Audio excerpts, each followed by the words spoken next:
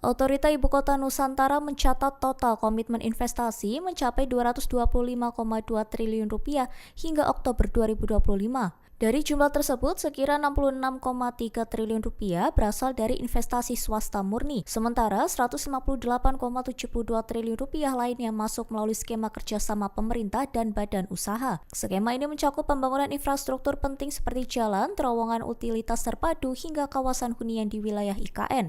Dalam keterangan resmi Otorita IKN pada 28 Oktober 2025, Kepala Otorita IKN Basuki Hadi Mulyono menyebut kepercayaan investor menjadi bukti stabilitas ekonomi nasional yang terus menguat dan memperkokoh fondasi pembangunan Ibu Kota Nusantara.